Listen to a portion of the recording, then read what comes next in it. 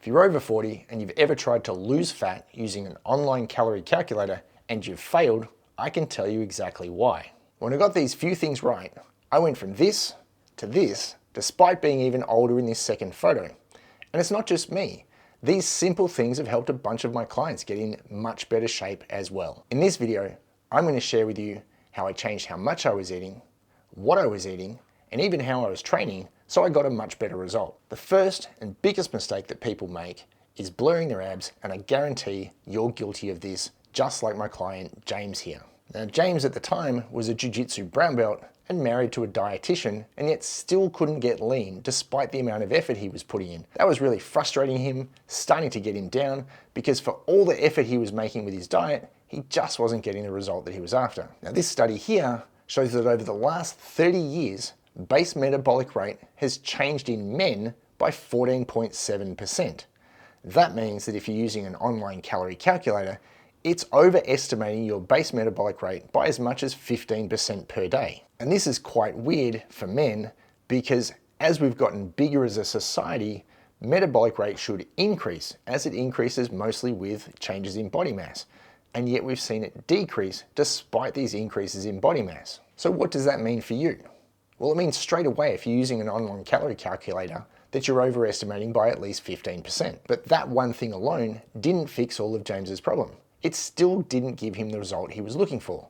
What was getting in the way of him being as lean as he really wanted to be? The big problem was his activity level, or rather his wife's perception of his activity level, that was seeing him overeat dramatically. When it comes to calorie calculations, whether you're doing it manually or whether you're following an online calorie calculator, there are built-in equations to figure out your activity level, and these are multipliers times your body weight in pounds. Now, a sedentary person uses a multiplier of 10 times their body weight in pounds. A semi-active person uses 11 times, and a highly active person uses 12 times. Now, these multipliers do go up as high as 15 to 18 times for incredibly active jobs with incredibly active lifestyle, but honestly, outside of pro athletes, you're not going to see anyone using a 15 to 18 times multiplier and not gaining a tremendous amount of weight. And when I dug into the calories James was eating, his wife was using a 15 times multiplier. In her head, because he was a builder, he had a highly active job, and he was going off and training jiu-jitsu multiple times per week. But the fact is, James had gone from being a hands-on, using the tools builder, to being a supervisor who's now driving around and spending a lot of time in an office. He'd gone from being very active to being quite sedentary. And most people who have a sedentary job fall into this pattern. Despite doing jiu-jitsu 6 times per week, he was seen as very active. Now, 6 hours of activity a week is a lot more than most people do, but the reality is that's only 3.5% of your week. Not sure we can call someone who does nothing for 96.5% of the week highly active. And that means you should be using a sedentary multiplier if you have an office job. So the short version is, we know he's probably overeating by at least 15% because of the downgrade in base metabolic rate that we've seen in men over the last 30 years. But he's also eating at a 15 times multiplier instead of a 10 times multiplier, so he's eating roughly 50% too much food every single day. Is it any surprise that he wasn't getting any leaner? And that was a huge difference for me too. The young bodybuilder I used for these initial photos had me eating 2,200 calories a day trying to get lean. In reality, only a couple of years later, my job hadn't changed, my training hadn't changed. What I really needed to eat was about 1,800 calories a day. Now, when you add up a 400 calorie per day surplus, I was effectively eating 8 days worth of food every single week and wondering why I couldn't lose weight. So what multiplier did both James and I really need to use to get as lean as we want to be? We needed a 10 times multiplier. That's the number that people should be using when they've got a sit-down job. So that's the vast majority of people these days. So now you know how much you should be eating.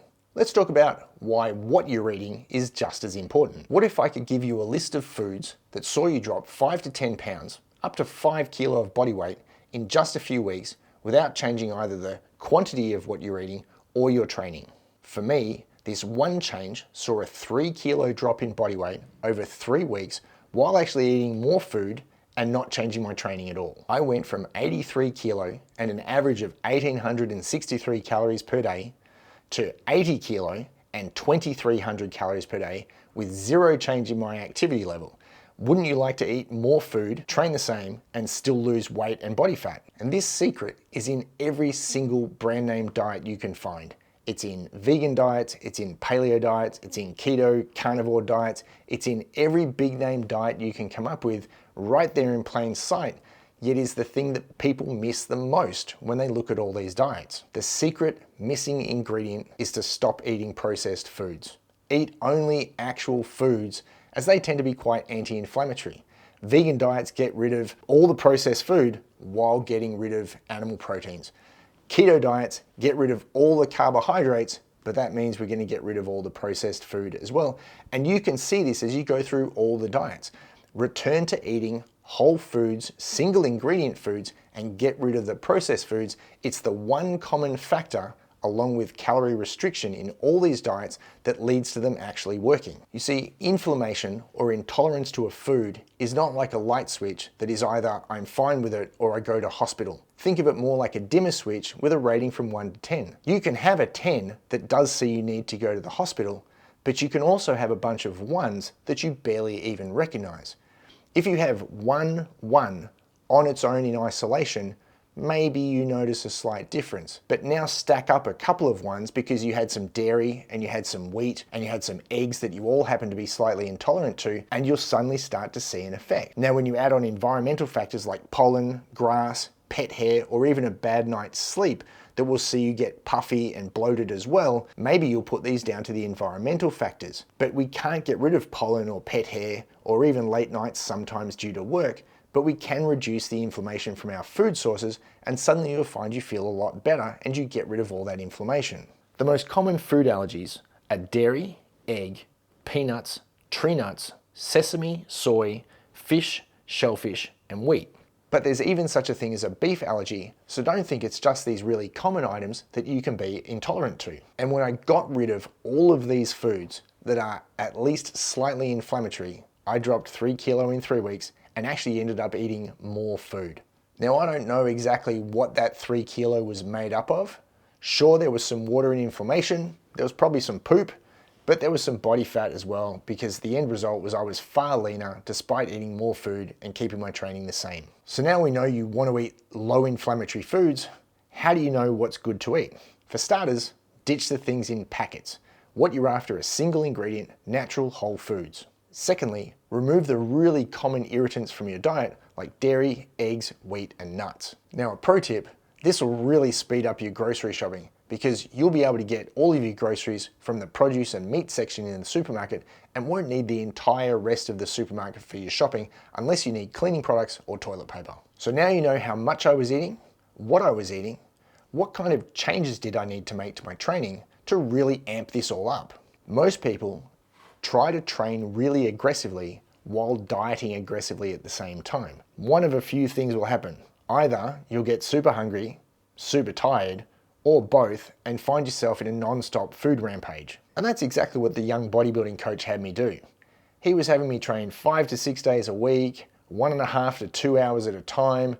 I would end up with this uncontrollable hunger. It was really difficult to stick to the calorie number he'd given me. I was just overtrained, exhausted, and really fed up with the result that I wasn't getting. That high stress level from the training was actually seeing me retain more water than I should have been.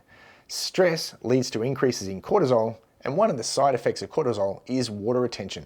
So even though everything might have been working properly, it was masked by this water retention. It's counterintuitive, but as we get older, we actually need to train less because recovery goes down. Now, if you're in a diet deficit, recovery is marginalized again, which actually means you need to train even less to get the result you're looking for. What I did the second time around, when I was even older, was a maximum of 4 days of training per week with some, for me, very easy cardio on the off days. None of my workouts went for over 45 minutes, and when you consider that I warm up for 10 to 15 minutes as a minimum, what it really means is that I was doing about 30 minutes of actual exercise every single workout. I met my body where it was, instead of trying to shoehorn it into a 25-year-old's ideals about what a pumped-up, steroid-filled bodybuilder should be doing. What can you do to make your training more effective right now? While dieting, to preserve muscle, the key is weight on the bar, not total workout time, not total workout sets, not even days per week. It's how much weight you lift. And that can be done in as little as 1 to 2 working sets per exercise. You don't need 1.5 to 2 hours at a time to hit the muscle as hard as possible. You can just hit it and then get out of the gym. You need to rid yourself of the mindset that being in the gym more brings more progress. Those two things do not go together while being older and in a calorie deficit. For most, it just means sloppy, poorly performed sets at low intensity that don't contribute anything and just end up leaving you more tired and more exhausted. Now, if you liked this video and want to learn more about achieving your dream physique, you should watch this video here.